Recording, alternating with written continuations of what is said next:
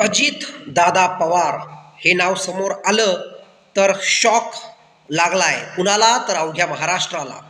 अजितदादा पवार यांचं असं अचानक जाणं निश्चितच वेदनादायी आहे, दुःखद आहे आणि उमद्या वयात ते आपल्याला सोडून गेले.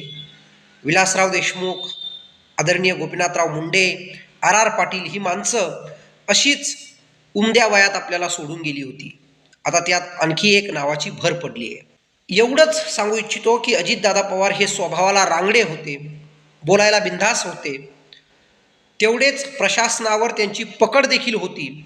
सकाळच्या 6 वाजेपासून तर रात्रीच्या 10-11 पर्यंत ते सातत्याने काम करत असायचे आणि एक बेधडक आणि अंदाज कडक असा नेता म्हणून त्यांची महाराष्ट्रभर ख्याती होती.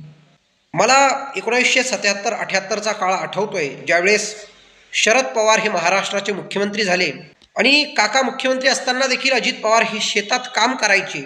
म्हणजे इतके साधारण ते होते. अनेक आरोप प्रत्यारोप राजकारणात होत असतात, ते दादांवर देखील झाले. परंतु सर्व आव्हाने पेलत त्यांनी जनसामान्य माणसाची अनेक कामं केली.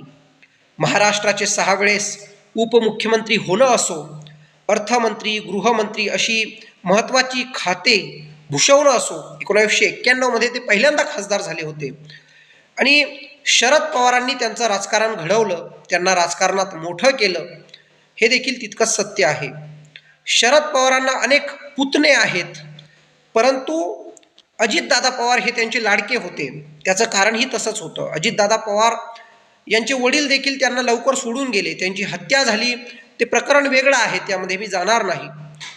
आणि एक पित्याची सावली माननीय शरद पवारांनी अजित पवारांना दिली, हे आपल्याला मान्य करावंच लागेल.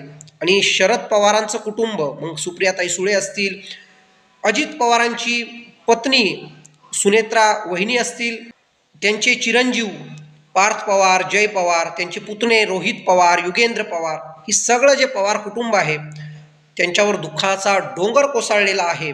कारण की शरद पवार साहेबांनंतर त्यांच्या परिवारामध्ये सर्वात मोठं व्यक्तिमत्व कुणी होतं तर ते माननीय दादा होते.